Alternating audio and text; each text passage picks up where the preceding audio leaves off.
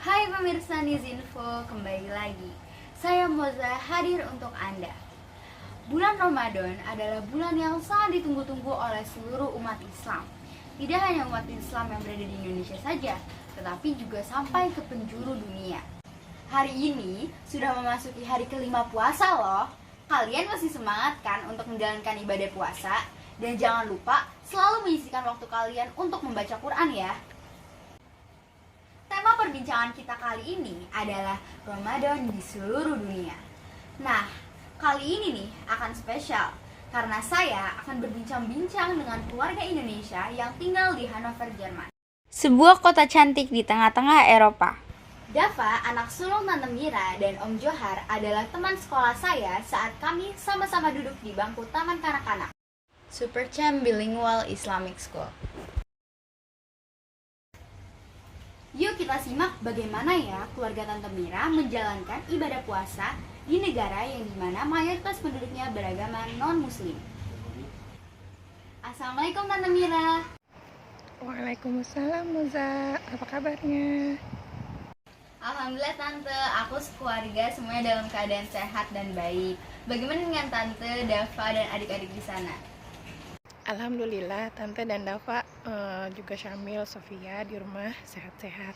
Oh iya Tan, aku turut prihatin mendengar kabar tentang Om Johar yang sedang dirawat di rumah sakit.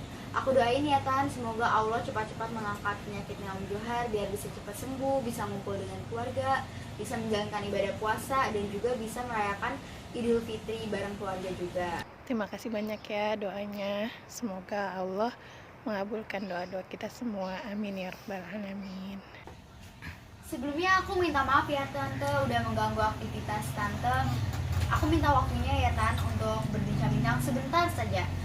Sharing dong Tan, bagaimana sih pengalaman Tante menjalankan ibadah puasa di negara yang mayoritas penduduknya tuh beragama non-muslim? Yang pasti puasa di sini tuh nggak ada azan. Jadi anak-anak aja yang azan. Biasanya sih teman-teman pakai jam yang bisa azan, tapi kita belum punya. Jadi anak-anak aja lah biar lebih syahdu. Terus yang lainnya pada makan. Alhamdulillah sih di 2020 ini puasanya udah masuk musim semi, jadi nggak terlalu lama kayak 2 tahun atau 3 tahun sebelumnya yang puasanya tuh bener-bener lama banget. Sekarang kira-kira subuhnya tuh jam berapa ya, jam 4:30. Tadi sih 4:25, terus maghribnya sekitar 20:47. Dan setiap hari semakin menuju bulan Mei, setiap hari subuhnya tuh geser lebih pagi 2 menit dan maghribnya juga bergeser lebih malam 2 menit. Ya cuman alhamdulillahnya sih puasa di sini tuh bener-bener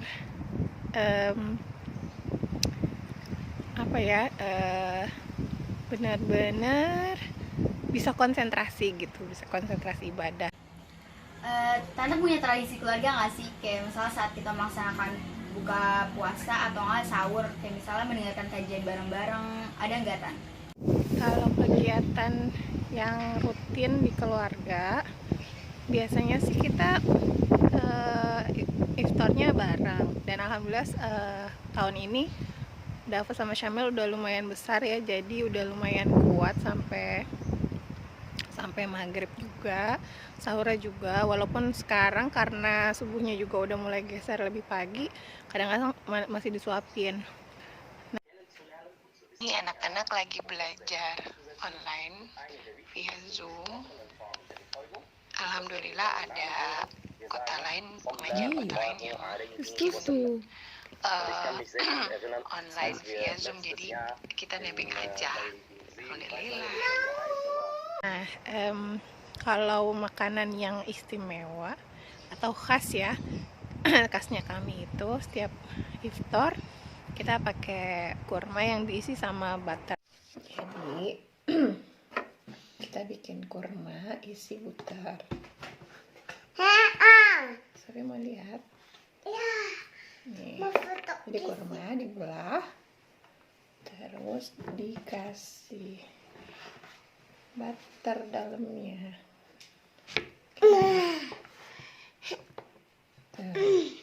Udah deh, ini rasanya kayak kurma isi ice cream. Ya, ini kurma isi butter favorit kita di rumah. Kalau pas sahur, tante sih biasanya minum kurma di mix sama susu jadi kayak milkshake gitu. Dan itu bener-bener bikin kuat banget. Jadi waktu summer kan karena malamnya itu cuman sebentar, jarak antara makan berbuka dan makan sahurnya kan singkat, jadi kan masih kenyang. Nah, makanya minum smoothies atau milkshake-nya kurma itu lumayan membantu banget. Jadi nggak terlalu banyak makannya, tapi alhamdulillah bisa kuat puasa dengan waktu yang cukup panjang. Bagaimana respon orang di sana saat melihat tante sebagai muslim menjalankan ibadah puasa? Kalau tante kan di rumah aja, jadi alhamdulillah nggak ada yang tahu kalau tante puasa. Nah, cuman kalau Dava sama Syamil, mereka tuh puasa di sekolah kan, paling Dava sih yang suka ditanyain, kok mau sih puasa kuat gitu. Dan alhamdulillahnya karena emang nggak terlalu menunjukkan tanda-tanda kecapean, jadi mereka tetap dibolehin puasa. Nah, kalau Syamil emang anaknya nggak terlalu suka makan, jadi alhamdulillah nggak ketahuan kalau dia puasa gitu. Jadi alhamdulillah masih sekarang sih lancar-lancar aja. Cuma ya gitu, kalau ketahuan pasti ditanyain, kok nggak makan sih? Kita sih bisa nggak makan tapi nggak minum, kayaknya nggak mungkin gitu ya. Anak-anak sih dilatih supaya nggak usah terlalu menanggapi, karena banyak yang juga bertanya bukan karena ingin tahu, tapi karena ingin merusak suasana gitu. Jadi ya udah diiyain aja, terus ya keep puasa dan beraktivitas aja dengan normal gitu. Apakah ada kesulitan yang tante dan keluarga temui saat menjalankan ibadah puasa di sana? Kesulitan alhamdulillah nggak ada, cuman memang waktu yang cukup panjang itu yang benar-benar challenge banget buat kami ya di sini, terutama anak-anak sih. Kalau ibu bapaknya kan kita udah udah latihan dari tahun ke tahun dengan pergeseran beberapa menit setiap hari, lebih pagi 2 menit dan setiap maghrib juga lebih malam 2 menit gitu. Jadi alhamdulillah sih nggak terlalu susah untuk adaptasi gitu, dan kesulitan alhamdulillah bisa dibilang nggak ada. Gini nih Tan, kan sekarang virus corona sedang merajalela di seluruh dunia. Ada nggak sih kegiatan yang biasanya dilakukan saat Ramadan di luar rumah, tapi karena pandemi ini jadi tidak bisa dilakukan? Misalnya kegiatan-kegiatan apa tuh Tan? Kegiatan yang biasa kita lakukan di luar rumah tuh, kita biasanya kan ada itikaf nih, apalagi 10 hari terakhir. Sekarang nggak bisa karena masjid juga nggak melaksanakan sholat berjamaah dan lain-lain kan, semuanya di Indonesia juga begitu kan.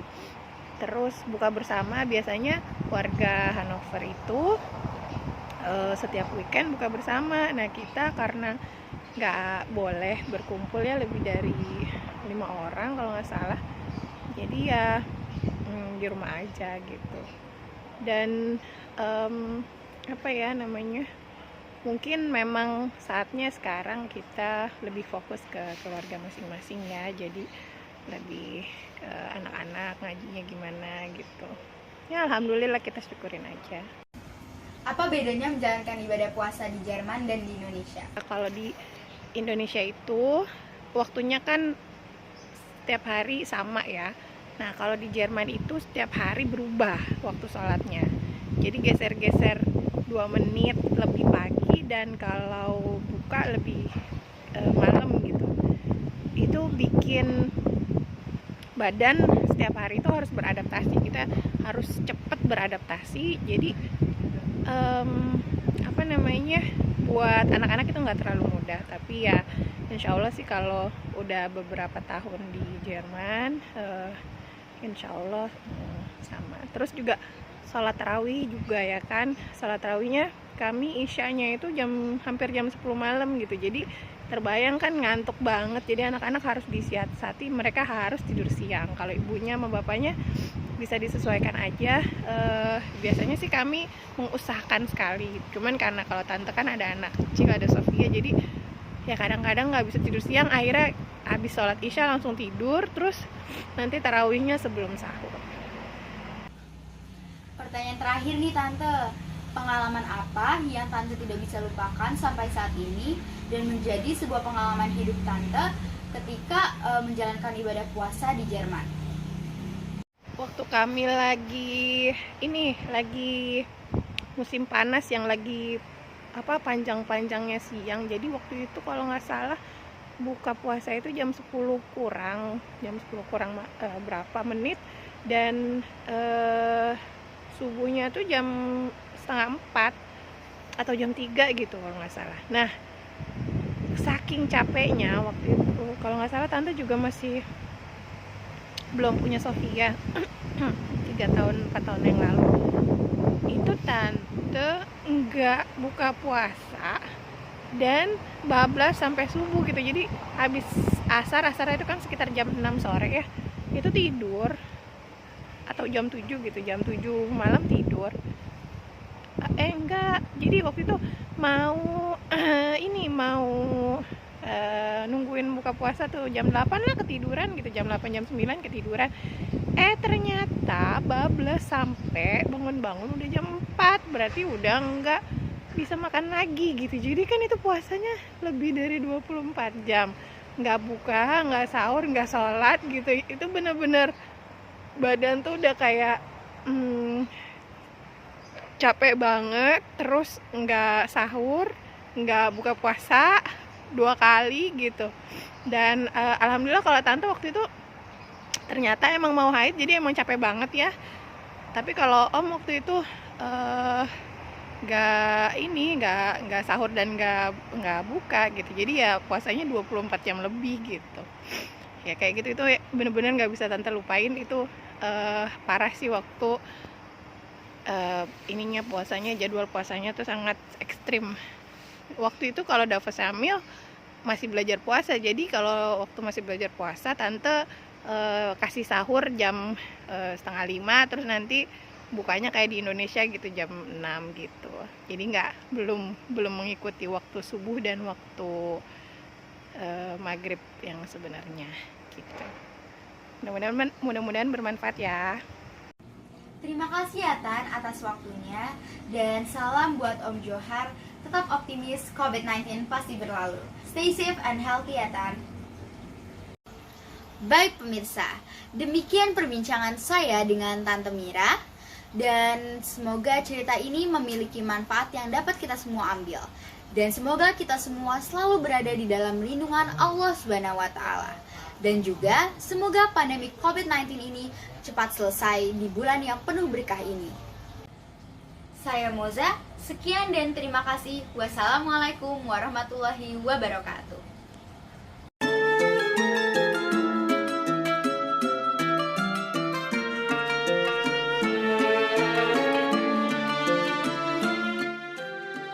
رمضان كريم.